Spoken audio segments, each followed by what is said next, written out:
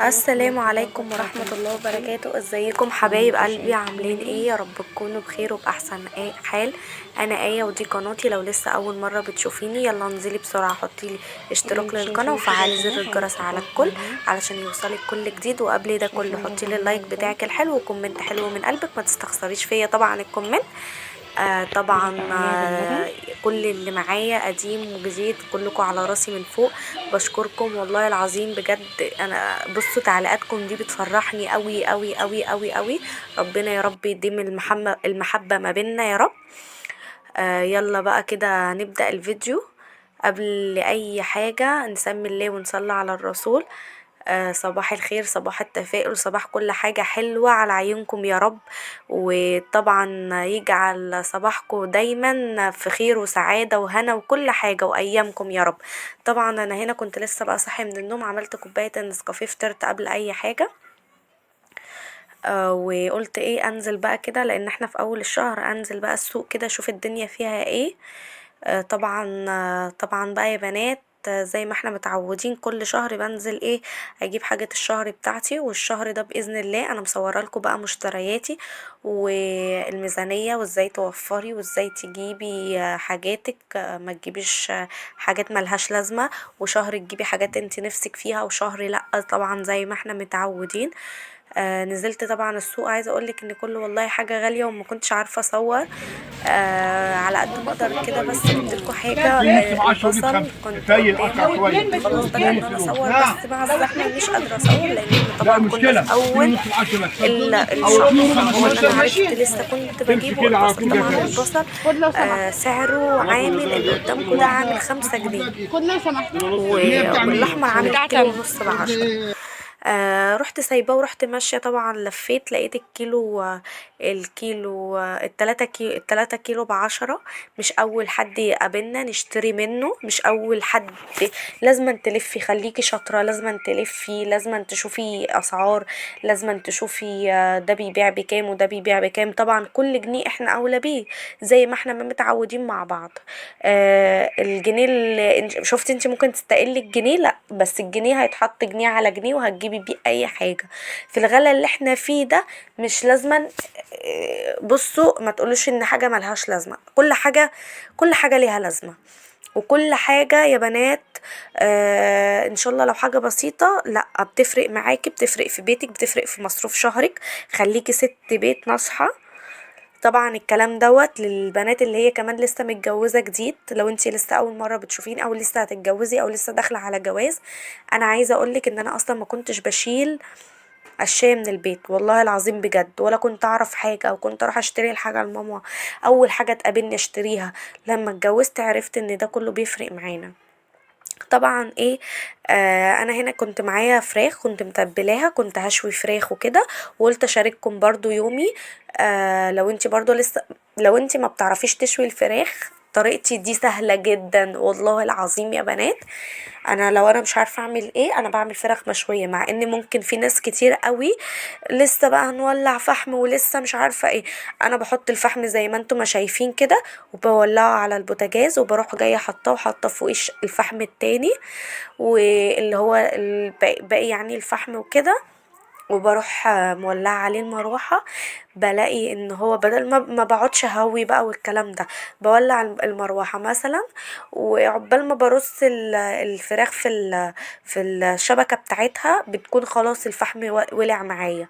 المروحة بتساعدني جدا جدا. طبعا الفحم ده اللي متبقي معايا من الشوي بتاع المرة اللي فاتت، ما بسيبهوش ما بسيبهوش ان هو يفضل شغال، لا بقفله بمية وهو بينشف اصلا، يعني بمية بسيطة كده لحد ما بقفل الفحم وهو بينشف. بس بقى زي ما انا بوريكم، طبعا انا جبت المروحة اهو، انا بشوي قدام الباب عندي. جبت المروحة اهو، وبصوا المروحة بتساعد ان هو يولع ازاي. سهل جدا والله يا بنات. طبعا تتبيله الفراخ المشويه معايا انا بعملها بكذا طريقه. مره بصل على قرن فلفل، على طماطم، وبحط حبة زيت والملح بتاعي، وبروح ضرباهم، وبعد كده بروح واخده بقى الحاجات دي كلها، وبحط عليها بقى الفلفل الاسود، توابل اللحمه، توابل الفراخ ايا كان، وبروح ايه طبعا سايباها في التلاجة يومين بدل يوم، يومين. لو انتي مستعجله ومثلا صبحه تعمليها عادي هتاخد، بس انا بقولك يومين او اكتر هتلاقيها طعمها بقى احلى وزي الحاتي بالظبط، هما الاتنين زي بعض، بس بتكون اتمكنت الفرخه من التتبيله. جبت بقى سبت الفحم بره، ورحت جايبه بقى الفراخ هنا معايا رصيتها. انا هنا كنت عامله فرخه كبيره، كنت مقطعاها طبعا تكه كده، حاجه بسيطه، حاجات صغيره. ويا والله العظيم يا بنات كانت حلوة قوي، وجربوها بالطريقة اللي انا بقول لكم عليها دي، هتعجبكم قوي، والله العظيم هتعجبكم قوي.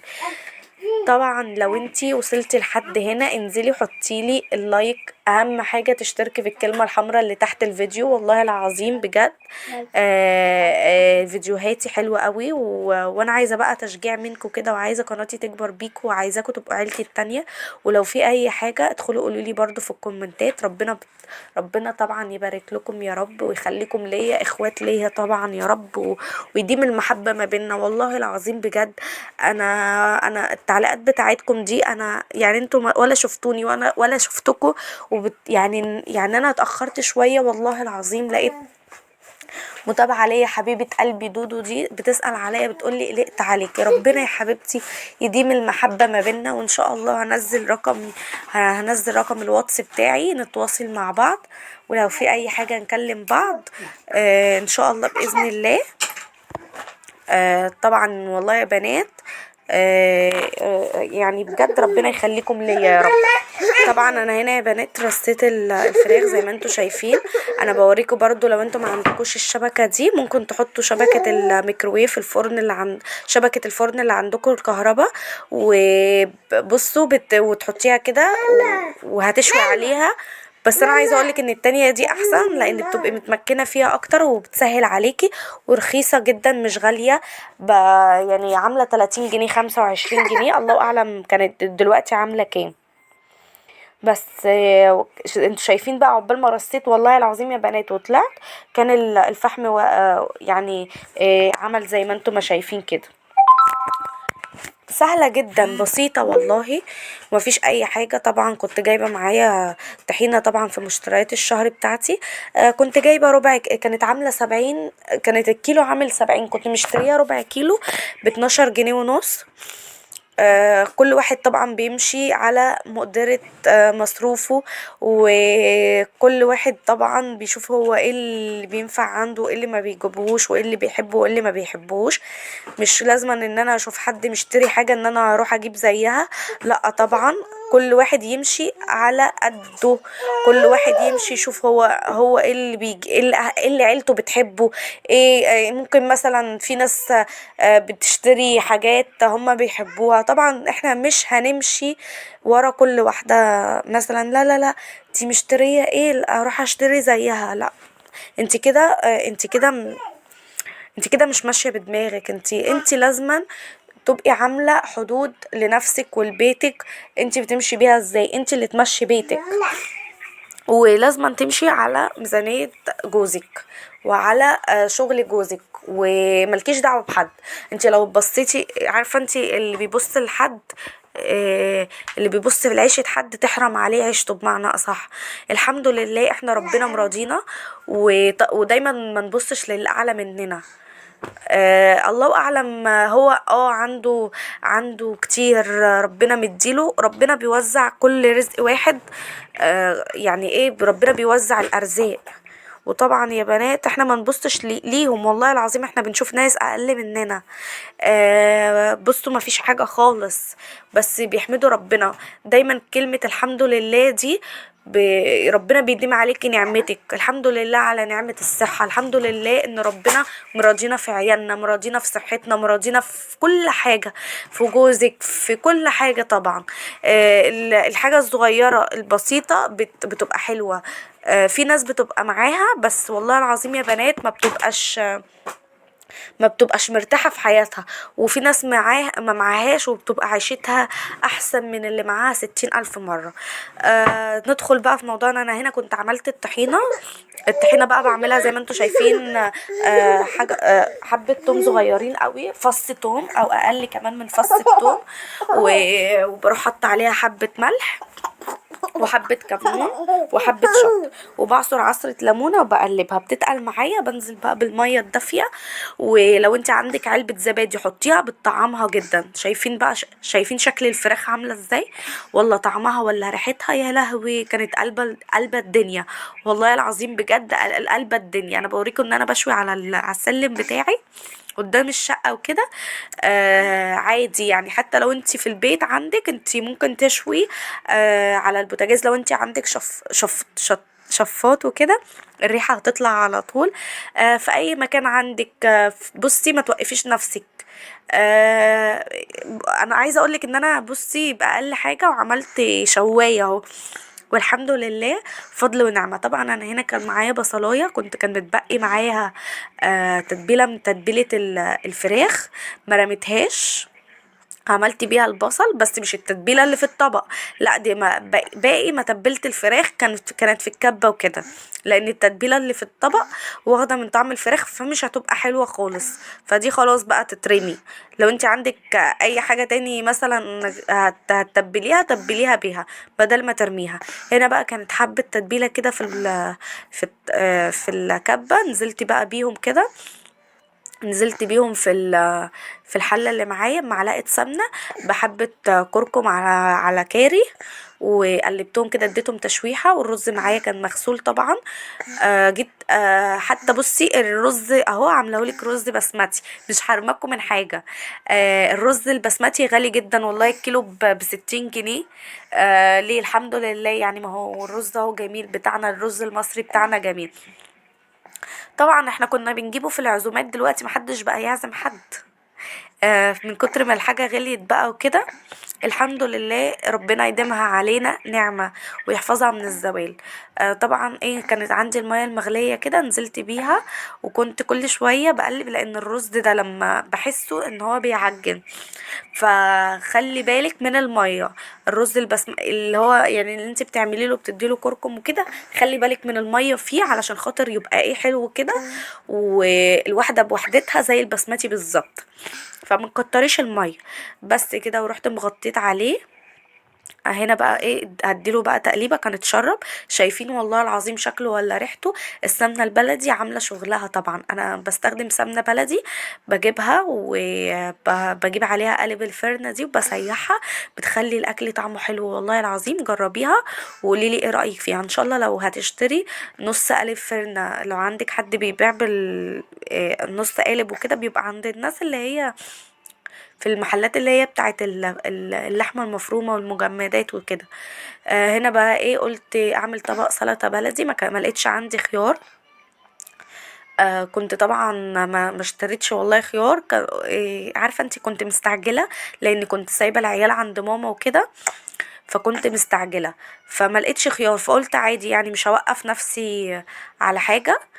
فعملت عملت طبعا طبق سلطة حلو والله العظيم، واتاكل وكان زي العسل وجميل. قلت كده كده مش هيبان قوي الخيار، لان الفلفل ما شاء الله كان اخضر وحلو كده. الفلفل كان شكله حلو قوي يا بنات. مشتريه اخضر جميل جميل قوي. تحس ان هو عامل زي اللي هو بيبقى ديكور وكده. بس قطعت بقى معايا كده الطماطم. طبعا والله يا بنات، عايزه اقولك على برضو، عايزه اكلمكم كده في حاجه. ان انتي خلي سر بيتك ما يطلعش بره. لو انتي عندك مامتك او اختك او اي حد، احكي لها. يعني حصل موقف معايا وكده. ما تاخديش واحده صاحبه ليكي. وحتى لو خدتي واحده صاحبه ليكي، اهم حاجه ان انتي تبقي واثقه فيها. ايا كان سر بيتك ده ما تطلعهوش بره، لان هيجي يوم من الايام وهتبقي خايفه ان هي تطلع سرك ده لحد. طب وانت عليكي بايه؟ خلي سرك جواكي. لو عايزه تفضفضي او تكلمي حد او اي حاجه، كلمي امك، اختك، دول عمرهم ما هيجوا في يوم يعني هيتكلموا في ظهرك ولا هيقولوا عليكي كلمة مش حلوة ولا اي حاجة من دي. والله بجد يا بنات، محدش بيحب الخير لحد في الزمن اللي احنا فيه. طبعا ربنا يعافينا. مش كل الناس مش كل الناس وحشة ولا كل الناس حلوة. فانت دايما حافظي على سر بيتك، ما تطلعيش سر بيتك لحد، وما تاخديش واحدة صاحبة ليكي. دايما ماما تقولي كده، ما تاخديش واحدة صاحبة ليكي او صاحبتك وكل حاجة، بس اوعي تقولي لها على حاجة، او ان هي تمسك عليكي كلمة، او تمسك عليكي حاجة حصلت ليكي وتبقي خايفة ان هي تطلعها بره. لا، ما تبصي، ما تخليش حد يعني يضحك عليكي. هنا عملت طبعا طبقين السلطة زي ما انتوا شايفين، والفراخ كده كانت استوت وخدت اللون بتاعها الذهبي الجميل قوي. بصوا يا بنات، والله العظيم ما شاء الله تبارك الله، كانت حاجة كده حلوة قوي. وطبعا ولا شايفين، حلوة جدا. النهاردة طبعا كان جوزي قاعد وكده، وقلت بقى ايه اعمل اكلة حلوة ليه. لان هو كان بقاله كام يوم كان شغال ويا دوبك كان بيدخل كده على النوم. ربنا يديله الصحة يا رب، وما يحرمنا منه ولا يحرمنا من دخلته علينا يا رب، ويبارك لنا فيه يا رب. آه، هنا طبعا قلت اعمل اكله حلوه الموضوع كده. كده هو ايه كان بيحب طبعا شكل الاكل ده، بيحب اي حاجه الخضار مشويه، والطحينة ما والسلطة. بيحبش الطبيخ ولا ولا الكلام اللي احنا اصلا ايه اهالينا متعودين عليه. بيحب الحاجات الخفيفه، بيحب البانيه، بيحب الفراخ المشويه، لحمه مشويه. ايه ده شايفين مين؟ الرز الواحده بوحدتها ازاي؟ الله ينور عليكي طبعا يا ام كرمه. استنى منكم الكومنت ماشي. الحلو يا احلى اخوات في الفراخ الدنيا. المشوية ربنا يا رب والطحينة يبارك لي فيكم والسلطة البلدي ويخليكم بتاعتنا ليا، والصوص ويا رب كده عيلتي تكبر بيكو، والحاجات. واي حد يدخل لي جديد يكتب لي برضو في التعليقات. التعليق يعني ببلاش، مش اللايك. ما تستخسريش بقى فيا اللايك بقى بتاعك او الكومنت الحلو بتاعك. ربنا يديكوا الصحة يا رب ويخليكم ليا. هستنى بقى منكم على الفيديو ده تعليقاتكم. لو لسه اول مرة بتشوفيني، انزلي اشتركي في انا القناة بوريكم اصلا ان وفعلي زر الجرس الفراخ على الكل. مستوية وادخلي كده جدا. خديلك لفة سريعة كده في القناة، متأكدة ان هي تعجبكم. اسيبكم في رعاية الله وحفظه وامانه. يا رب كده يسعد مفتحة ايامكم قوي. كلها.